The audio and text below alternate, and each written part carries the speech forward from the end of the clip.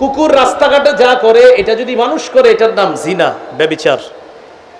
আমাদের দেশে ইসলাম সম্পর্কে অজ্ঞ একদল নারী ৩১৮ পৃষ্ঠা ব্যাপী একটা প্রতিবেদন বানিয়েছিল, নারী বিষয়ক সংস্কার কমিশন। আমাদের দেশের প্রধান উপদেষ্টার কাছে এটা জমা দিয়েছিল। এটার একটা ধারায় তাদের দাবি হলো এদেশের যৌন কর্মীদেরকে শ্রম অধিকার আইনে শ্রমিকের মর্যাদা দেওয়া। যৌন কর্মীদেরকে শ্রম অধিকার আইনে শ্রমিকের মর্যাদা দিলে তখন এটাকে আর জিনা বলবেন না, এটাকে আর যৌনতা বলা যাবে না, এটার নাম বলতে হবে শ্রম। এই আইন পাশ করা মানে হলো আমাদের দেশের মানুষকে হাইওয়ান জানোয়ার বানানোর চেষ্টা করা। এই আইন বানানো মানে 18 পারার 9 নম্বর পৃষ্ঠা সূরা নূরের 2 নম্বর আয়াতের স্পষ্ট বিরোধিতা করা। আল্লাহ তাআলা বলেন, আয-যানিয়াতু ওয়াজ-যানি ফাজলিদু কুল্লা ওয়াহিদিম মিনহুমা মিআতা জালদা।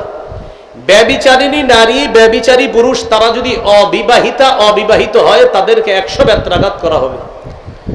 ব্যভিচারিণী নারী, ব্যভিচারী পুরুষ তারা যদি বিবাহিতা হয় তাদেরকে পাথর মেরে হত্যা করা হবে। এটা কোরআনের আইন।